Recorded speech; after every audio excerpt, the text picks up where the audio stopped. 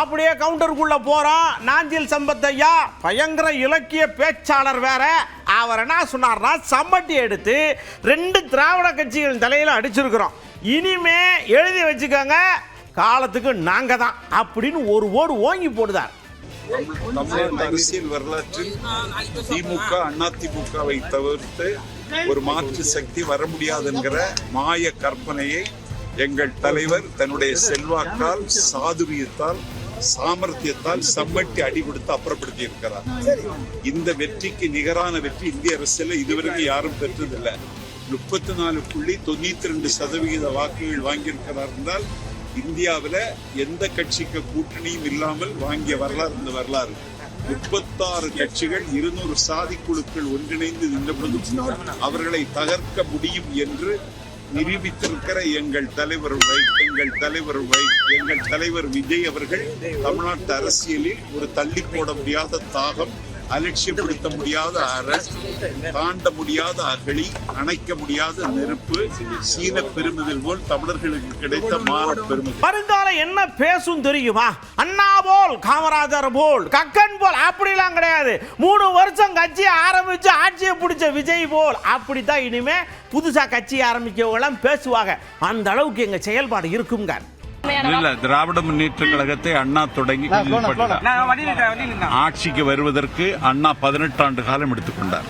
மக்கள் திலகம் எம்ஜிஆர் அதிமுகவை தொடங்கி ஆட்சிக்கு வருவதற்கு 5 ஆண்டு காலம் எடுத்துக்கொண்டார். ஆனால் தாவேகாவை தொடங்கி 3 வருடம் கூட எடுத்துக்கொள்ளாமல் எங்கள் ஆட்சியை, தாவேகா ஆட்சியை தமிழ்நாட்டில் எங்கள் தலைவர் கொண்டு வந்திருக்கிறார் என்றால் 8வது அதிசயம் இது. ஆமாங்க, எல்லாம் கரெக்டு தானே. எல்லாம் கூட்டணி சேர்ந்து நின்னாலும் நம்மளால முடியல. ஒத்தையில நின்று மனுஷன் ஜெயிச்சு விட்டாரு. அதை நம்ம மதிச்சு தானே ஆகணும். அந்த மதிப்புக்கு நாம மரியாதை கொடுக்கணும். இல்ல சொல்றது காங்கிரஸ்காரர். அவருக்கு மக்கள் ஆதரவு இருக்கு அவர்கிட்ட. அவர் தனியா நின்றார், தனிப்பட்ட முறையில் நின்று 35 கட்சிக்கு எதிர நின்று ஜெயிச்சிருக்கார். 35 கட்சிக்கு எதிர அப்படின்னா மக்கள் அவங்க பக்கத்து தானே இருக்கு. அதை மதிக்கணும்ல நம்ம. ஸோ அது அந்த மக்களின் வாக்குக்கு மரியாதை கொடுக்க வேண்டும். அவ்வளோதான் நான் சொல்லுவேன். நாங்கள் காத்துக்கிட்டே இருப்போம். நாங்களாம் எதுவும் பண்ண முடியாதுல்ல. மேலே இருந்து ராகுல் காந்தி ஐயாவும் கார்கே ஐயாவும் குச்சு குச்சுன்னு பேசுவாங்க. அப்புறம் போன போட்டு எங்களுக்கு சொல்லுவாங்க. அவங்க சொன்ன உடனே நாங்கள் மழை எல்லா வேலையும் பார்ப்போம். அது வரைக்கும் கொஞ்சம் வெயிட் பண்ணுங்க. என்னை பொறுத்த வரைக்கும் இது ஒரு தேசிய கட்சி. தேசிய கட்சியில் எங்களுடைய அகில இந்திய காங்கிரஸ் தலைவர் திரு மல்லிகார்ஜுன கார்கே இருக்கிறார். எங்களுடைய எதிர்க்கட்சி தலைவர், நாடாளுமன்றத்தில் இருக்கிற தலைவர் ராகுல் காந்தி இருக்கிறார். இவர்களெல்லாம் சேர்ந்து என்ன முடிவு எடுக்கிறார்களோ அதுதான் கட்சியோட முடிவாக இருக்கும். இப்போ நான் தனிப்பட்ட முறையில் முடிவு எடுக்க முடியாது, கருத்தும் சொல்ல முடியாது. எல்லா தேசிய கட்சிக்கும் இது பொருந்தும். அதே போன்ற காங்கிரஸ் பேர் எப்பொழுதும் கூட்டணி அமைத்தது, தொகுதிகள் வாங்கியது எல்லாமே அகில இந்திய தலைமையுடைய வழிகாட்டுதல் தான் செய்கிறோம். அதே மாதிரி இதுவும் அகில இந்திய தலைமை என்ன முடிவு எடுக்கிறாங்களோ அதுதான் இறுதியான முடிவாக. கூட்டணி ஆட்சிங்கிற கருத்தை பலரும் பேசிட்டு இருக்காங்க. இதுல காங்கிரஸ் கட்சியோட நிலைப்பாடு என்னவா இருக்கு? இல்லை, தொடர்ந்து எல்லோருடைய குரலும் ஆட்சியில் பங்கு, அதிகாரத்தில் பங்கு என்று ஓங்கி ஒழிச்சிட்டு தான் இருக்குது. அதை முடிவு பண்றது எங்களுடைய அகில இந்திய தலைமை தானே. அவங்க என்ன வழிகாட்டுறாங்களோ அதை வழிகாட்டுறது நாங்கள். இப்போதைக்கு எதுவும் சொல்ல முடியாதுங்க. அலையன்ஸ்ல இருக்கிறோம் டிஎம்கே கூட.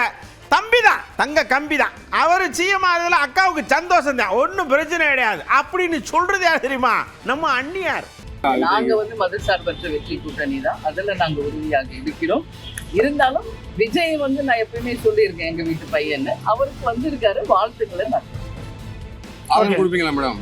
அதான் சொல்லிட்டேன், நாங்க மதசார்பற்ற வெற்றி கூட்டணின்னு சொல்லிட்டேன். அதுலதான் நாங்க உறுதியா இருக்கோம். அதுல மாற்றுக்கிறது கிடையாது. இருந்தாலும் புதிதாக ஆட்சி அமைக்க போறவங்களுக்கு எங்களுடைய மனப்பூர்வமான வாழ்த்துக்களை நாங்க தெரிவிச்சோம். ஏன்னா விஜய் எங்களுக்கு புதுசு இல்லை, நான் முதல்ல இருந்து சொல்லியிருக்கேன். ஸோ அவர் ஆரம்ப காலத்துல கேப்டனோடைய வாழ்க்கையில எங்க பக்கத்து வீடு தான், எங்க வீட்டு பையன் தான், அதெல்லாம் பல முறை நான் சொல்லியிருக்கேன். ஓகே, வந்திருக்காரு. அவர் நல்லபடியாக ஆட்சி செய்யட்டும், மக்களுக்கு நாட்டுக்கு நல்லது பண்ணணும்னு நான் சொல்றேன். அதனால மனப்பூர்வமான வாழ்த்துக்களை அவர். வைகோ அண்ணாச்சிக்கு ரொம்ப கோபம். இந்த பாருங்க, யாரும் இதை பற்றி என்கிட்ட பேசவும் இல்லை, கேட்கவும் இல்லை. அப்படியே பேசினாலும் கொடுக்க போகிறதும் இல்லை. ஏன்னா நான் சிஎம்மா அப்படியே முக ஸ்டாலின் ஐயாவை தான் இவ்வளோ நாளும் பார்த்துருக்கேன். இனிமேல் அப்படித்தான் இருப்பேங்கிற மாதிரியே பேசுகிறார். உங்ககிட்ட ஆதரவு கேட்டிருக்காங்களா? கேட்க வரவே மாட்டாங்க, நெருங்கவே மாட்டாங்க. அந்த எண்ணமே வராது. நாங்கள் மிக உறுதிப்பாட்டோடு திமுக கழகத்தோடு இருக்கக்கூடியவர்கள், தொடர்ந்து இருக்கின்றவர்கள். நான் இன்னொரு கட்சியை பற்றி அந்த கட்சிக்குள்ளே நடப்பதை பற்றி எல்லாம் நான் பொதுவாக கருத்து சொல்லவே மாட்டேன். கூட்டணி கட்சிகள் ஒரு முடிவு எடுத்துச்சு. என்ன அப்படின்னா, அதிமுகவும் பாஜகவும் சேர்ந்து உள்ள வர்ற எல்லா கதவுகளையும் அடைக்கணும் அப்படிங்கிறதா இந்த எலெக்ஷனுடைய மெயின் மோட்டோவா இருந்தது. ஆனா அந்த இடத்துல கொஞ்சம் ஜலசலப்பாய் வேற மாதிரி கொஞ்சம் உள்ள வந்துருச்சு. அதனால ஒன்றும் பிரச்சனை இல்லை, எங்களுடைய நோக்கம் நிறைவேறுச்சு இல்ல அப்படின்னு சொல்றாரு நம்ம திருமாவளவன். தாவேகாவை எங்கள் எதிர்ப்பின் இலக்காக நாங்கள் முன்னிறுத்தவில்லை. ஆகவே தாவேகாவுக்கு எதிரான பரப்புரைகளை நாங்கள் தீவிரப்படுத்தவில்லை. எங்கள் இலக்கு அதிமுக பாஜக வலிமை பெற்றுவிடக் கூடாது என்பதில்தான் குறியாக இருந்தது. அதனை ஏற்று தமிழ்நாட்டு பொதுமக்கள் வாக்களித்திருக்கிறார்கள். அது முழுமையாக எங்கள் கூட்டணியை நோக்கி வந்து சேரவில்லை என்பது வருத்தம் அளித்தாலும் இது எங்களுக்கு கிடைத்த மாபெரும் வெற்றி. தமிழ்நாட்டில் இனி சங் பரிவார்கள் வாலாட்ட முடியாது. இங்கே காலூன்றுவதற்கு இனி அவர்கள் எந்த முயற்சியையும் மேற்கொள்ள முடியாது. அதற்கு ஏற்ப தமிழ்நாட்டு மக்கள் வாக்களித்திருக்கிறார். அப்படியே ஐயா இந்த பாமக இருக்கவங்க இந்த அங்கிட்டு இருக்கவங்கலாம் அப்படியே லேச செங்கல்பட்டு வழி பனையூருக்கு வந்து நாங்கள் ஆதரவு தரோம் அப்படின்னு சொல்லிட்டா நீங்கள் என்ன செய்வேனா, யார் வேணாலும் ஆதரவு கொடுக்கட்டும்ங்க, அவர் போய் முதலமைச்சராக பதவி ஏற்கட்டும், எங்களுக்கு என்ன பிரச்சனை, ஜெயிச்சிருக்கிற அப்படி பலனை அனுபவிக்கட்டும் போங்க அப்படிங்க. பாமக ஆதரவு போனா உங்க நிலைப்பாடு என்னவா இருக்கும்? அதை பற்றி நாங்கள் கவலைப்படவில்லை. மக்கள் அளித்த தீர்ப்பு எங்களுக்கு நாங்கள் முன்வைத்த அரசியலுக்கு சாதகமாக இருக்கிறது என்கிற வகையில் நாங்கள் காங்கிரஸ் இதுவரை அந்த காங்கிரஸ் தேசிய தலைமை தாவேகாவுடன் நெருக்கத்தில் பேசுறாங்க, வாழ்த்து தெரிவிக்கிறாங்க. இந்த தமிழ்நாட்டில் மக்கள் கொடுத்த மேண்டேட்டுக்கு அவங்க இதுவரையிலும் எந்த ஒரு பதிலும் சொல்லல. இந்த கூட்டணி சார்பாக அவங்க எந்த ஒரு வார்த்தையும் சொல்லாத ஒரு சூழல் இருக்கிறது. தேர்தல் முடிஞ்சு 1-2 நாள் தான் ஆயிருக்கு. 1-2 நாள் தான் ஆயிருக்கு. அதுக்குள்ளே நம்ம ஒரு யூகமா ஒரு முடிவுக்கு வர முடியாது. காங்கிரஸ் வந்து நீங்க தான் அவங்கள்ட்ட பேசணும். நீங்க சொல்றதை பார்த்தா உங்க கொள்கையோட ஒத்து போறதா தமிழக வெற்றி கழகம் தெரியுது. ஏன்னா நீங்க கொடுத்த அறிக்கையா இருக்கட்டும், இப்ப மதசார்புக்கு எதிராக அறிக்கையில நான் வந்து அறிக்கையில நீங்க சொல்ற பார்த்தா எங்க கொள்கையோட ஒத்து அப்படி இல்லை. எங்களுக்கு வந்து முழுமையா சேர வேண்டிய பிஜேபி எதிர்ப்பு வாக்குகள் சிதறி இருக்கின்றன என்று மட்டும் நான் சொல்லியிருக்கிறேன். அதுல அவங்க பக்கமும் கொஞ்சம் போயிருக்கலாம். எங்களுக்கு போடக்கூடிய வாக்குகள் யூகமான கேள்வி கேட்குறீங்க. யூகமா நான் பதில் சொல்ல முடியாது. நீங்க யூகமாவே நீங்களே பதில் எழுதிக்கணும். அப்படியே நம்ம சண்முக அண்ணாச்சி ஒரே ஒரு விஷயத்தை ஆணித்தரமா எடுத்து நச்சு நடிக்கிறார். 27 இடத்துல போட்டி ஓட்டு ஒரு இடத்துல அதுவும் போனா போதுன்னு வந்திருக்கும் போல் இருக்கு. அது எங்களுக்கு போதும். பாஜக ஒருபோதும் உள்ள வரக்கூடாது. மற்ற ஏரியாவிலலாம் எப்படி இது பண்றாங்க, ஆனா இங்க அதுதான் எங்களுக்கு தேவைங்க. திராவிட முன்னேற்ற கழகத்தின் தலைமையிலான மதச்சார்பற்ற முற்போக்கு கூட்டணி தமிழ்நாடு சட்டப்பேரவை தேர்தலை எதிர்கொண்டோம். இந்த கூட்டணியின் சார்பில் அதிமுக பிஜேபி கூட்டணியை தோற்கடிக்க வேண்டும் என்கிற நோக்கத்தோடு இந்த கூட்டணி செயல்பட்டது. எங்களுடைய நோக்கத்திலே நாங்கள் வெற்றி பெற்றிருக்கிறோம். பிஜேபி அதிமுக கூட்டணி என்பது தோற்கடிக்கப்பட்டிருக்கிறது. குறிப்பாக பிஜேபி 27 இடங்களில் போட்டியிட்டு ஒரே ஒரு இடத்தில் மட்டும்தான் வெற்றி பெற்றிருக்கிறது என்கிற முறையில் பிஜேபியை தமிழ்நாட்டு மக்கள் முற்றிலும் நிராகரித்திருக்கிறார்கள் என்பதை முதல்ல நான் வந்து சொல்ல விரும்புகிறேன். அப்படியே செய்தியாளர்கள்லாம் ஐயா அதான் ஆயிடுச்சு, நீங்க எல்லாரும் போய் அப்படியே விஜய்க்கு சப்போர்ட் பண்ணி சேர்ந்து அவரை முதலமைச்சர் ஆக்கினா உங்களுக்கு பலன்கள் நிறைய கிடைக்கிறதுக்கு வாய்ப்பு இருக்குல்ல. தம்பி நீங்க கம்யூனிசத்தை என்ன நினைச்சிட்டு இருக்கிறீங்க? அப்படியெல்லாம் நாங்க போய் கேட்க முடியாது. அவருக்கு தேவைன்னா நேருக்கு நேரம் எங்ககிட்ட வந்து பேசணும். சும்மாலாம் இல்ல கம்யூனிசம் அப்படிங்கிற மாதிரி சொல்றாரு அண்ணாச்சி. அறுதி பெரும்பான்மை கிடைக்காத ஒரு நிலைமை என்பது நீண்ட இடைவெளிக்கு பிறகு தமிழகத்தில் ஏற்பட்டிருக்கிறது. அது சம்பந்தமாக ஒரு தனி பெரும்பான்மை பெற்றிருக்கிற கட்சி என்கிற முறையில் அவர்கள் இன்னும் வெளிப்படையாக என்ன செய்ய போகிறார்கள் என்பதை வெளிப்படையாக அவர்கள் இன்னும் சொல்லவே இல்லை. ஆக வெளிப்படையாக முதல்ல கருத்துக்களை தெரிவிக்க வேண்டியது அந்த கட்சி தான். அவங்க எதுவும் தெரிவிக்காத நிலையில எங்க தரப்புலேருந்து என்ன கருத்து என்ன நிலைப்பாடு என்று கேட்பது என்பது பொருத்தமானதாக படலை. இதுவரை உங்களுக்கு அழைப்பு எதுவும் வந்திருக்காரு? ஆதரவு கொடுங்க அழைப்பு வந்திருக்கா தமிழக வெற்றி கழகத்துல? இல்ல. ஒரு அழைப்பு வந்தா என்ன பண்ணுவீங்க? அது யூகத்தில் கேட்கிற கேள்வி. முதல்ல அறுதி பெரும்பான்மை இது தனி பெரும்பான்மை கட்சி என்கிற முறையில் அவர்களுக்கு தான் அந்த சட்டப்படியான வாய்ப்பு என்பது இருக்கிறது. அவர்கள் என்ன செய்ய போகிறார்கள் என்பது தெரியவில்லை.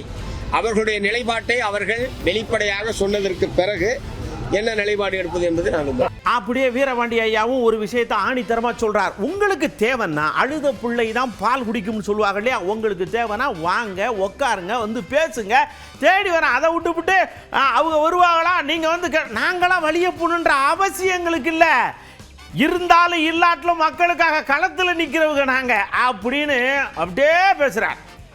இதுவரை அழைப்பு எதுவும் வந்திருக்கு? இதுவரை இல்லை, அழைப்பெல்லாம் இல்லை.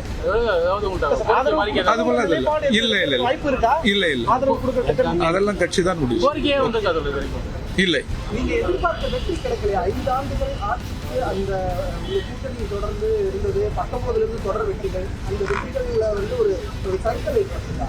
இதுவரை இல்லை. பல ஆண்டுகளாகவே கம்யூனிஸ்டுகள் எதிர்பார்த்த வெற்றி கிட்டவில்லை. அந்த வெற்றி இடது பயணம் நிலவுகிற முதலாளித்துவ சமூக அமைப்புக்கு எதிராக அம்பேத்கர் போன்ற மேதைகள், தமிழ்நாட்டில் சிங்காரவேலர் போன்ற மேதைகள், பெரியார் போன்ற மேதைகள் கனவு கண்ட அந்த இடது கருத்தியல் இன்னும் வெற்றி பெறவில்லை. அதற்கான பயணம் நீண்ட பயணம். அந்த பயணத்தில் நாங்கள் தான் வெற்றி பெறுவோம். இதே தமிழக மக்கள் அத்தகைய பயணத்தை துவக்கி வைப்பார்கள், வாக்குச்சூடி தருவார்கள். எங்க டார்கெட்டே ஆர்எஸ்எஸும் பாஜகவும் தான். எங்கிட்டாவது மக்கள்கிட்ட இது பண்ணி அவங்கள வேற மாதிரி யூஸ் பண்ணிடக்கூடாதுங்கிறதுல ரொம்ப கவனமாக இருக்கிறோம். மற்றபடி இந்த தம்பி எல்லாம் டார்கெட்டும் கிடையாது, ஒன்றும் கிடையாது. 1000 தான் இருந்தாலும் நமக்கு முன்னாடி சுற்றி ஓடி விளையாண்ட தம்பி தானே, போயிட்டு வாங்க. இந்திய கம்யூனிஸ்ட் கட்சி, இடதுசாரிகள் அனைவருக்குமே பிஜேபி என்கிற வகுப்புவாத சக்தி ஜனநாயகத்தின் முதல் எதிரி. அரசியல் கட்சிகள் தோற்கலாம், வெற்றி பெறலாம், ஜனநாயகம் தோற்றுவிடக்கூடாது. அந்த வகையில் பிஜேபி அதன் அணி தோற்கடிக்கப்பட வேண்டும் என்கிற எங்கள் அரசியல் நிலை வெற்றி பெற்றிருக்கிறது. அதை நாங்கள் பகிர்ந்து கொண்டோம். தமிழக மக்கள் அளித்திருக்கிற அந்த தீர்ப்பையும் கூட்டணி கட்சி தலைவர் உட்பட நாங்கள் அனைவரும் மதிக்கிறோம், அதை ஏற்கிறோம். எது எப்படி இருந்தாலும் தமிழ்நாட்டில் ஜாதி மத சக்திகளுக்கும் வகுப்பாத சக்திகளுக்கும் இடமில்லை என்று மிக தெளிவாக தங்கள் பண்பு சூழலுக்கு ஏற்பவாறு, தங்கள் வாழ்வியல் சூழலுக்கு ஏற்பவாறு தமிழக மக்கள் அளித்திருக்கிற இந்த தீர்ப்பை வரவேற்கிறோம். வசீகரன் ஐயா ஒரு ஐடியா கொடுக்குறாரு தாவேகாவுக்கு. என்ன அப்படின்னா, உங்களுடைய வெற்றி நல்ல விஷயம்தான், ஆனால் இப்போ உங்களுக்கு தேவைப்படுது.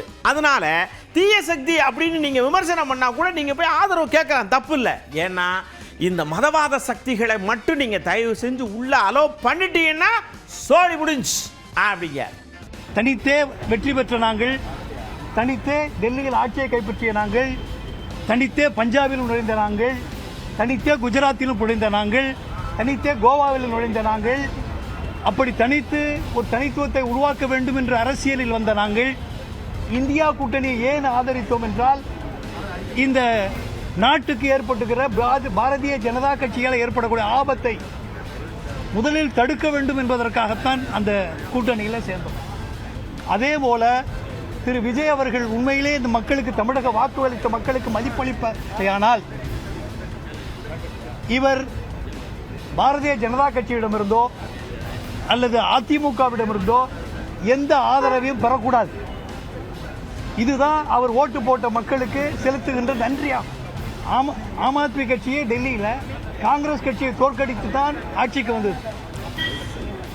அது இருந்தாலும் நாங்கள் பாரதிய ஜனதா கட்சியோடு சேராமல் காங்கிரஸுடைய எந்த கட்சியை தோற்கடித்தோமோ அந்த காங்கிரஸுடைய ஆதரவை பெற்று ஆட்சி அமைத்திருக்கிறோம். அதனால் உதாரணங்கள் இருக்குது. ஆகையினால் விஜய் அவர்கள், என்னுடைய கருத்து, அவர் திராவிட முன்னேற்ற கழகத்திடம் கூட கோரிக்கை வைக்கலாம்.